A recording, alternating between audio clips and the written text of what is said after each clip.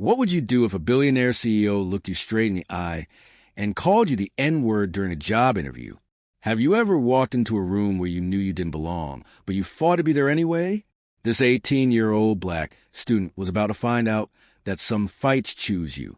But what he did next shocked everyone, including the CEO who thought money made him untouchable.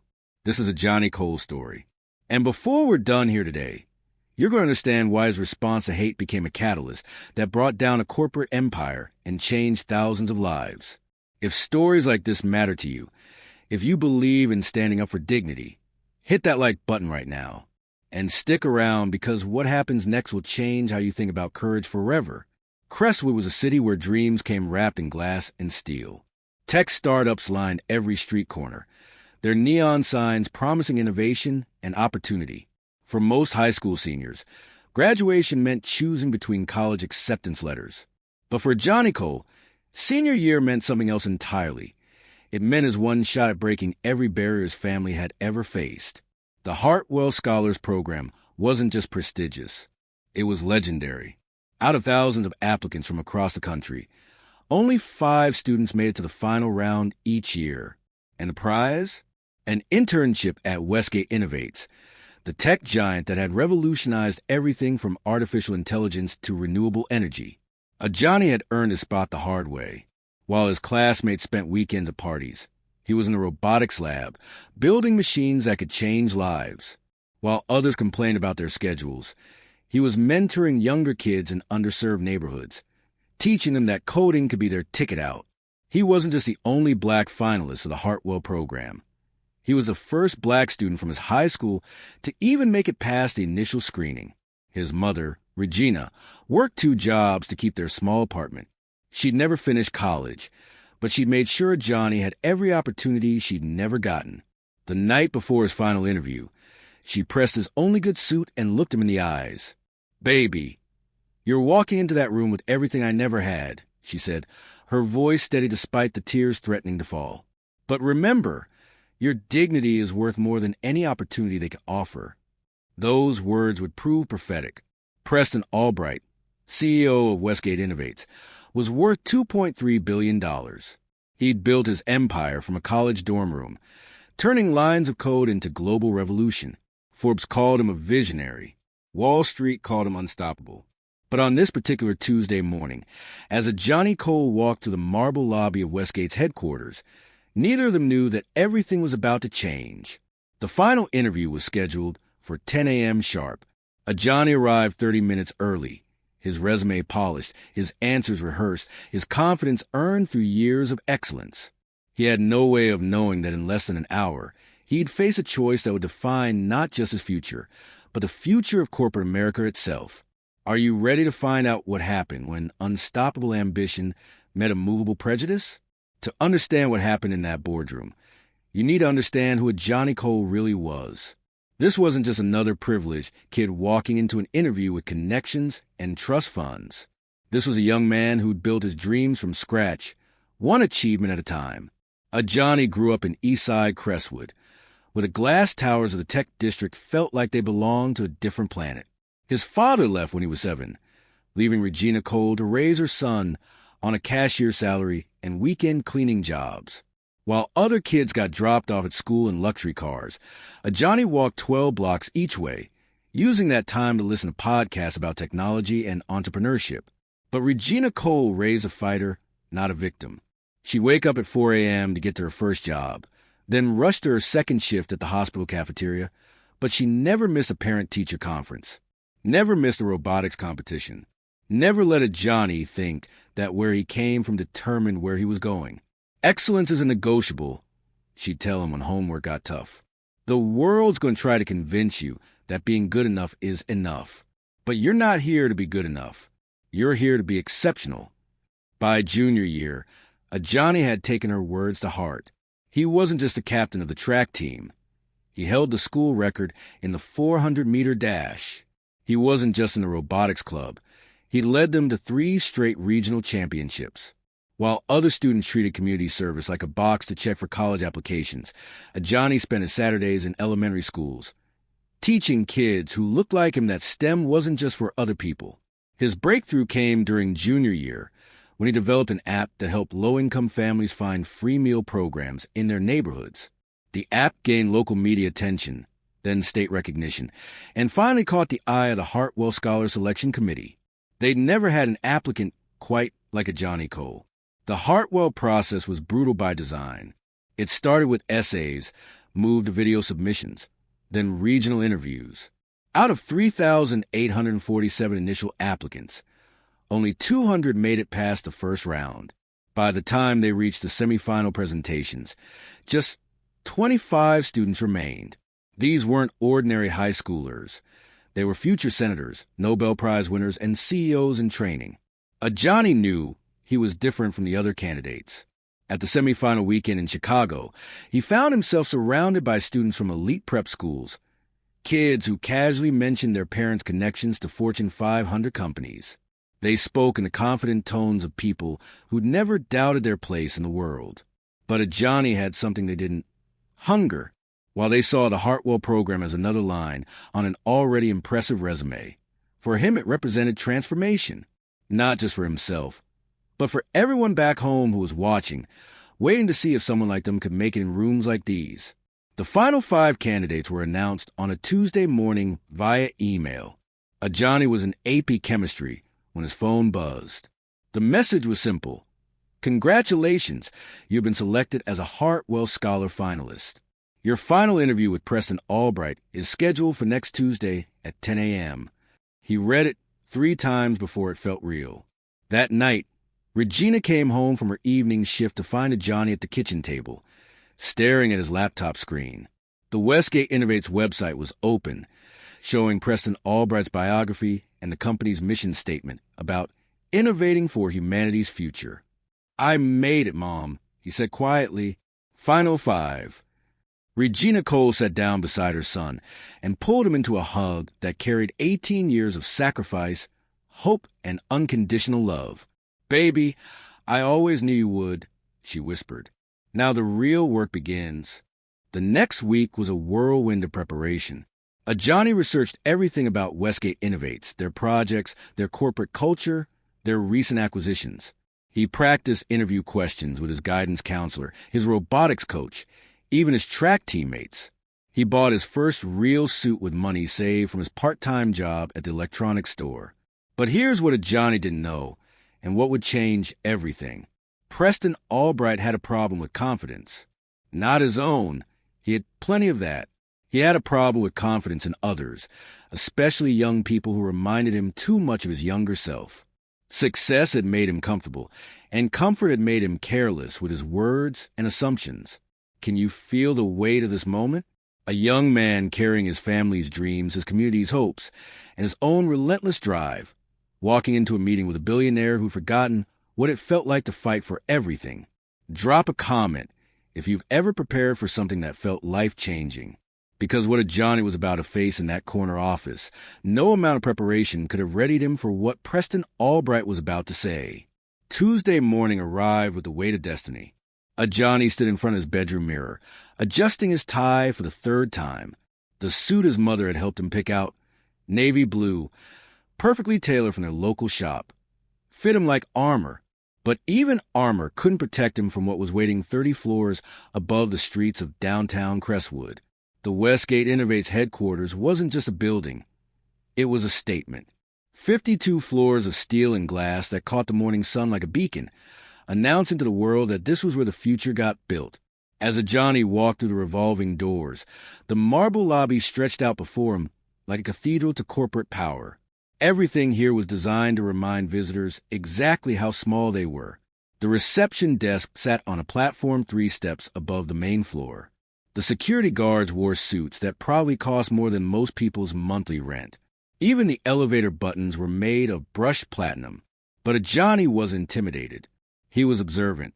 As he waited in the executive reception area on the 50th floor, he noticed the other final candidates. Madison from Connecticut, whose father owned a chain of private hospitals. Trevor from Silicon Valley, who already had 2 patents to his name before graduation. Marcus from Atlanta, whose prep school tuition cost more than most people's cars. They all looked comfortable, like they belonged in rooms with leather furniture and original artwork, like they'd been preparing for moments like this their entire lives, not just the past week. The executive assistant, a woman with silver hair and a smile that never reached her eyes, called out names with military precision. Madison Hartford, Mr. Albright will see you now. 20 minutes later, Trevor Chun, you're up. Each candidate disappeared behind the mahogany doors of the corner office, emerging 30 minutes later with expressions that revealed nothing. When Marcus returned from his interview, he caught Ajani's eye and shook his head slightly, not in disappointment, but in something that looked almost like warning.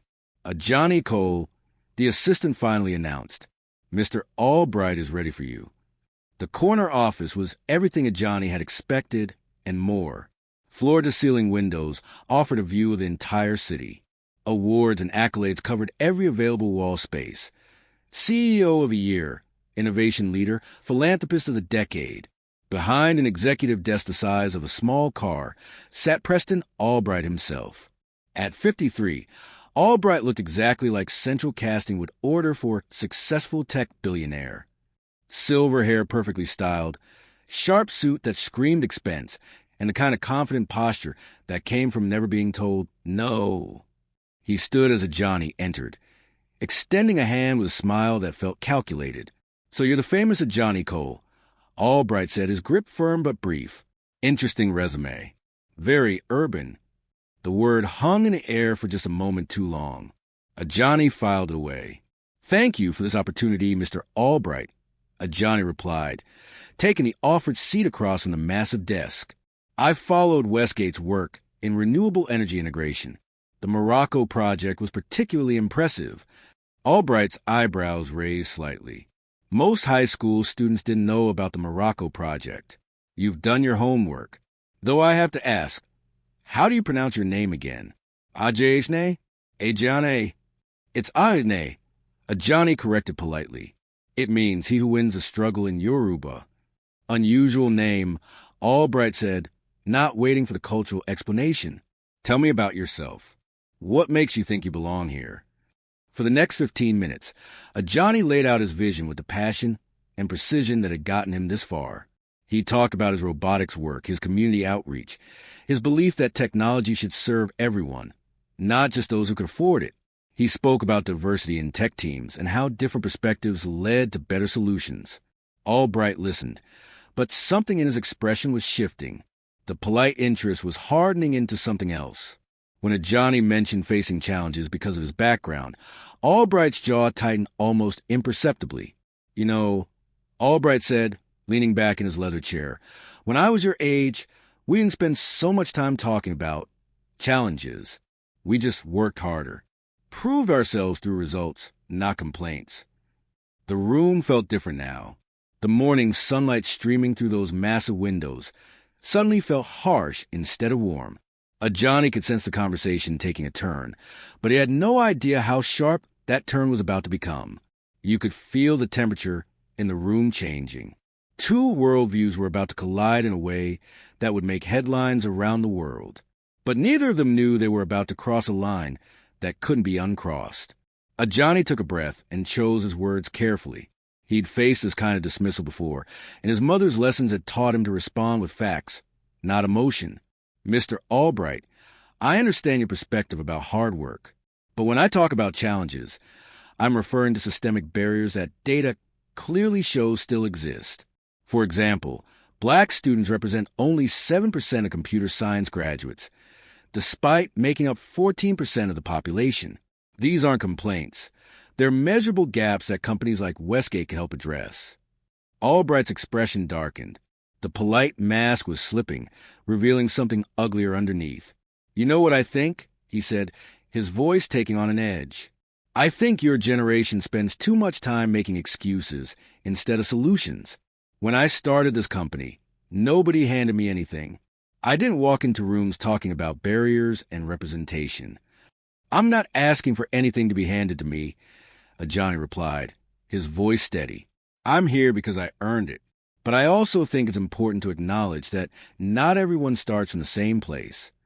That's when something shifted in Albright's face. Maybe it was the calm confidence in Johnny's voice.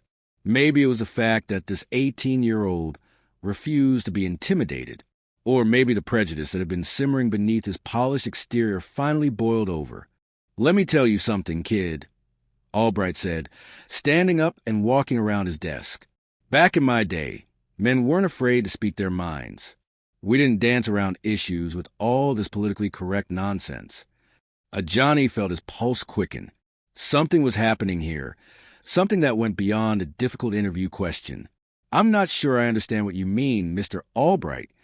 Albright stopped directly in front of him, looking down with eyes that had gone cold. "What I mean is that kid's like you need to toughen up. Stop playing the victim. Because at the end of the day, no matter how many degrees you get or how many awards you win, you'll always be a..." The word came out like a slap. The N-word. Clear, deliberate, venomous. For a moment that felt like an eternity. The office went completely silent. The city noise from 50 floors below seemed to disappear. The air conditioning stopped humming. Even time itself seemed to pause as the full weight of what had just happened settled between them. Johnny felt his body go rigid. His hands, which had been resting calmly on the chair arms, began to tremble, not with fear, but with a rage so pure it threatened to consume everything in its path. Every muscle in his body screamed at him to lunge forward, to make this man pay for what he'd just said. But deeper than the rage, something else rose up, his mother's voice, as clear as if she were standing right there. "Your dignity is worth more than any opportunity they can offer." The shame hit next. The crushing weight of being reduced to that word, of having 18 years of achievements and dreams dismissed with 6 letters designed to strip away his humanity. For a split second, he felt small, young, powerless, but only for a split second. Because Johnny Cole had been raised by a woman who cleaned offices at night, so her son could build robots during the day. He'd been raised to believe that his worth wasn't determined by other people's hatred. He'd been raised to stand up. Slowly, deliberately, Johnny rose from his chair. The movement was quiet but unmistakable, a shift in power that caught Albright completely off guard. For the first time in the interview, it was the CEO who looked uncertain. Johnny's voice, when it came, was steady as steel. "Mr. Albright, I came here for an opportunity, not to be degraded. No amount of money, no title, no corner office gives you the right to use that word. I won't sit here and accept disrespect because you think my future depends on your approval." The color drained from Albright's face. In all his years of wielding power, he'd never been challenged like this. Never had someone look him in the eye and refuse to be diminished. "I deserve respect," Johnny continued, "and I won't be silent when that respect is denied. This is the moment that separates the ordinary from the extraordinary. If you're feeling this in your chest right now, that like button needs to be blue, because what happens next proves that courage is contagious." Without another word, Johnny turned and walked toward the door. His steps were measured, controlled, despite the earthquake happening inside his chest. Behind him, he could hear Albright sputtering, trying to find words that might somehow undo what just happened. "Wait, that's not what Albright called out, but Johnny didn't turn around. The damage was done, and they both knew it. The executive assistant looked up as Johnny emerged from the office, her professional smile faltering when she saw his expression. 2 security guards appeared as if summoned by some invisible signal, flanking him as he walked to the elevator. Not roughly, not aggressively, but with a clear message that his time at Westgate Innovates was over. The elevator ride down 50 floors felt like falling through his own future. Every floor that passed represented another dream deferred, another door closing. By the time he reached the marble lobby, Johnny's hands had stopped shaking, but his mind was racing. The security escort to the building entrance was surreal. Other employees stared as he passed, whispers following his wake. He could see the questions in their faces. What did the black kid do to get thrown out? Standing on the sidewalk outside Westgate's towering headquarters, Johnny pulled out his phone and called his mother. Regina was between shifts, and she answered on the second ring. "Baby, how'd it go? Are we celebrating?" For a moment, Johnny couldn't speak. How do you tell a woman who sacrificed everything for your dreams that those dreams just got shattered by hatred? "Mom," He said finally, his voice thick with emotion, "Can you come pick me up?" Regina Cole had heard that tone before. Without asking questions, she left work early and drove to downtown Crestwood. She found her son sitting on a bench across from the Westgate building, staring up at the glass tower that had just rejected everything he represented. The drive home was quiet except for Johnny's steady, measured account of what had happened. Regina's hands tightened on the steering wheel with each detail. But she didn't interrupt. She'd taught her son to process trauma with truth, not rage. "What are you going to do?" she asked as they pulled into their apartment complex. "I don't know," Johnny admitted. "Part of me wants to just move on, apply to other programs, pretend this never happened. But what if I'm not the first person he's done this to? What if I stay quiet and he does it to someone else?" That evening, Johnny sat at his laptop in their small living room, cursor blinking on a blank social media post. His mother sat beside him, her hand on his shoulder. "Whatever you decide to do," she said softly, "I'm proud of you for how you handled yourself in that room. You stood up for yourself with dignity, and that matters more than any internship." Johnny began typing. The words came slowly at first, then faster as his purpose became clear. "Today I had a job interview that ended when a billionaire CEO called me the N-word to my face. I'm sharing this not for sympathy, but because silence allows this kind of behavior to continue." Preston Albright of Westgate Innovates looked at an 18-year-old student who had earned his place in that room and decided my achievements meant nothing compared to the color of my skin. I walked out with my dignity intact, but I can't help wondering, how many other young people have faced the same hatred and stayed silent out of fear? This isn't just about me. This is about every black student who walks into rooms where their humanity gets questioned. This is about change. #Dignity First. He read it 3 times, then looked at his mother. "Should I post it?" Regina thought for a long moment. "Baby, once you hit that button, there's no taking it back. Your life is about to change in ways we can't predict." "I know," Johnny said, "but some things are bigger than my comfort zone." He hit publish at 8:47 p.m. on a Tuesday night. Within 30 minutes, his phone was buzzing constantly. Text messages from classmates who'd seen the post.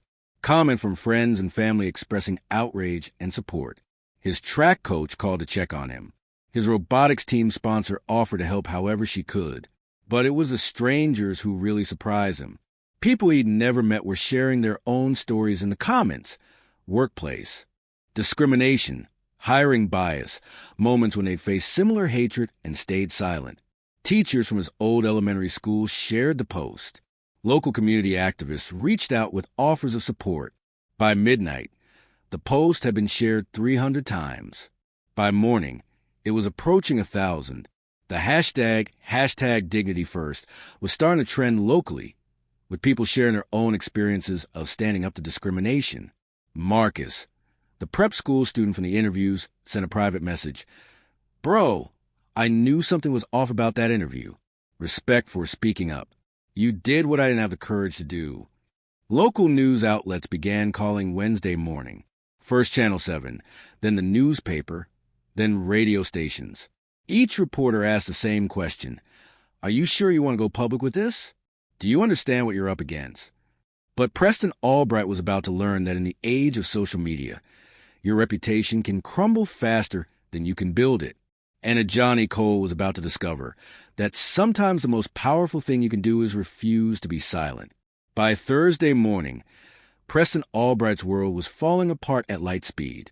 It started with his assistant's panic knock on his office door at 7 a.m. "Mr. Albright, you need to see this," she said. Her usual composure cracked. The local news was running a Johnny story as their lead segment. The reporter stood in front of Westgate's headquarters, interviewing passers-by who were already calling for accountability. But that was just the beginning.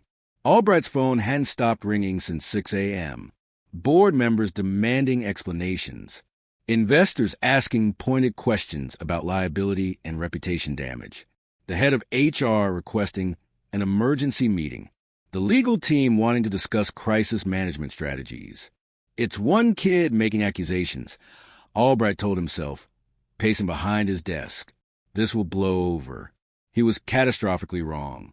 By noon, 3 Westgate employees had called in sick, but security footage showed them on the news talking about the company's toxic culture. Jennifer Martinez, a software engineer who'd been with the company for 4 years, told Channel 7, "This doesn't surprise me. I've heard him make comments before. We just never thought anyone would speak up." The story went viral on social media platforms faster than Westgate's crisis management team could respond. #DignityFirst was trending nationally now, with thousands of people sharing their own experiences of workplace discrimination. But more damaging were the current and former Westgate employees who started speaking out. Sarah Chun, who'd left the company 6 months earlier, posted a detailed thread about the boys' club atmosphere and casual racism she'd witnessed. 3 other former employees came forward with similar stories. The pattern was becoming undeniable. Westgate stock price dropped 8% in the first hour of trading Thursday morning. By market close, it was down 15%. Investors were fleeing, and major clients were quietly distancing themselves from new contracts. The board of directors called an emergency meeting for Thursday afternoon. 12 of the most powerful people in tech sat around a conference table, staring at their phones as the crisis deepened in real time. "Preston, we need damage control, and we need it now," said Margaret Foster, the board chair and a veteran of multiple corporate crises. What exactly happened in that interview? Albright had rehearsed this moment, but facing 12 pairs of skeptical eyes made his prepared explanation sound hollow. It was a misunderstanding. The kid took something out of context. You know how these things get blown up on social media. "Preston," interrupted David Kim, the board's youngest member, "there's video of you using racial slurs at the corporate retreat 3 years ago. Someone leaked it to the news. This isn't going away." The room went silent. Albright felt his carefully constructed world beginning to collapse. Meanwhile, Ajani was handling the media attention with the same grace he'd shown in the interview. Reporters found him articulate, thoughtful, and focused on the bigger picture rather than personal revenge. "This isn't about destroying Preston Albright," he told CNN during a phone interview that aired Thursday evening. "This is about accountability. How many other young people have sat in corporate offices and been told they don't belong? How many have stayed silent because they needed the job or the opportunity? Change only happens when we stop pretending these attitudes don't exist." The interview went viral within hours. Major news networks picked up the story. Civil rights organizations issued statements of support. Tech industry leaders began publicly distancing themselves from Albright's behavior. Friday brought a new wave of consequences. 3 major clients announced they were terminating contracts with Westgate, citing incompatible values. The company's diversity and inclusion officer resigned, publishing a scathing letter about the impossibility of creating change, while leadership actively undermines progress. But the most devastating blow came from Westgate's own employees. Nearly 200 of them staged a walkout Friday morning, gathering in the lobby with signs reading "Dignity over profits" and "No more silence." The images of Westgate employees protesting their own CEO made front pages across the country. Preston Albright watched from his office window as his employees demanded his removal. The same lobby where he'd built his empire was now the site of his downfall. For the first time in decades, he felt powerless. His phone buzzed with a text from Margaret Foster. "Board meeting. Now, bring your resignation letter."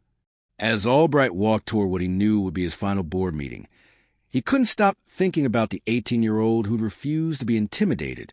In trying to diminish Johnny Cole, he'd revealed his own character to the world, and the world had found it lacking. The boardroom was silent, except for the scratch of Preston Albright's pen signing his resignation letter. After 23 years of building Westgate Innovates from a dorm room startup into a tech giant, his legacy would now be defined by 6 letters of hatred spoken to an 18-year-old student. Margaret Foster read his resignation aloud to the emergency board session. Effective immediately, Preston Albright steps down as CEO of Westgate Innovates to pursue other opportunities. The corporate speak couldn't hide what everyone knew. He'd been fired for racism, and removing Albright was just the beginning. The board knew they faced a choice: defend the indefensible and watch their company die, or embrace transformation and try to rebuild trust. For a room full of people who'd made careers out of calculated risks, this decision was surprisingly easy. Margaret Foster stepped to the podium for the press conference that would determine Westgate's future.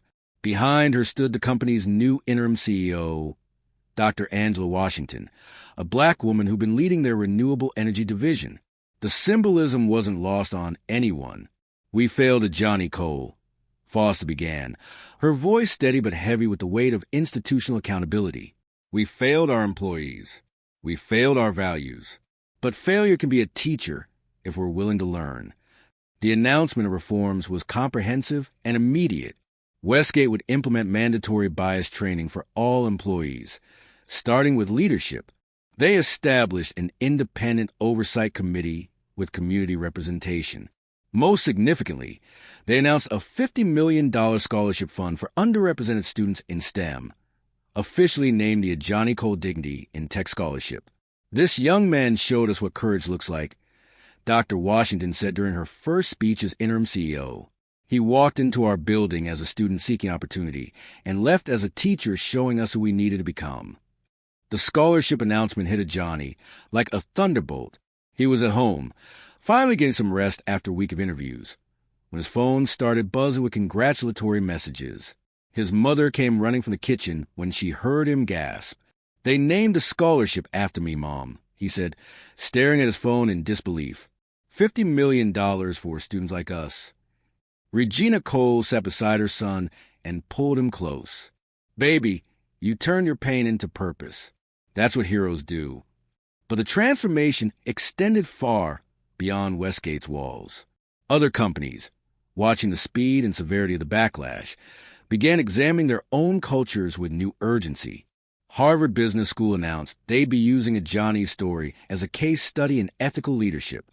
The National Association of Corporate Directors issued new guidelines about accountability and workplace dignity. A Johnny's inbox was flooded with opportunities. Google offered him an internship. Microsoft wanted him for their diversity advisory board. Stanford called about early admission. Every tech company in Silicon Valley seemed to want to prove they weren't like Westgate, or more accurately, weren't like the old Westgate. But Johnny wasn't rushing to accept anything. He'd learned that opportunities built on solid ground lasted longer than those built on hype. "I want to make sure I choose partners who are committed to real change, not just good publicity," he told his mother as they reviewed the offers together. His selection process became as thoughtful as everything else he did. He visited companies, spoke to employees at all levels, asked hard questions about their diversity statistics and promotion practices. He wasn't just looking for a job anymore. He was looking for organizations that shared his values. Meanwhile, Preston Albright had disappeared from public view. His resignation statement was brief and defiant, mentioning cancel culture and political correctness gone too far. He failed to apologize or acknowledge the harm he'd caused. Industry publications reported he was considering writing a book about his experience, but publishers weren't interested in platforming unrepentant racism. The contrast between the two men couldn't have been starker. While Albright retreated into bitterness, Johnny stepped into his role as an unlikely spokesperson for dignity in the workplace. This is what happens when one person decides their dignity isn't negotiable. If this story moves you, don't just like it, share it, because someone in your network needs to hear this message today. 3 months after that devastating interview, Dr. Washington officially became Westgate's permanent CEO. In her acceptance speech, she announced the company's first cohort of Johnny Cole scholars, 25 students who received full college scholarships and guaranteed internships. Johnny was in the audience for that announcement, having finally chosen his path forward. He'd accepted Stanford's early admission offer and a summer internship with a renewable energy startup whose values align with his vision for technology that serves everyone. But perhaps the most meaningful change was the smallest one. Westgate updated their interview process to include community representatives and bias training for all hiring managers. No student would ever again walk into that building and face what Johnny had faced. Justice, it turned out, wasn't just about punishment. It was about transformation. 1 year later, Johnny Cole stood at the podium of the National Student Leadership Conference, looking out at 3,000 young faces from every corner of America. Behind him, a banner read, "Courage is contagious," the theme he'd chosen for his keynote address. "A year ago, I walked into what I thought was a job interview," he began, his voice carrying the same quiet strength that had carried him through that devastating day. "I walked out with something more valuable than any internship. I walked out knowing exactly who I was and what I stood for." The audience was silent, hanging on every word. Johnny had spent the year traveling to high schools and universities, sharing his story, but more importantly, listening to others. In Boston, a Latina student told him about facing discrimination in engineering classes. In Detroit, a young black entrepreneur shared how Johnny's story gave her the courage to report harassment at her startup. In rural Montana, a Native American student said #Dignity First helped him find his voice when teachers questioned his academic abilities. "Your story changed everything for me," that student had said. "If you could stand up to a billionaire, I could stand up to my chemistry teacher." The Johnny Cole dignity and tech scholarship had grown beyond anyone's expectations.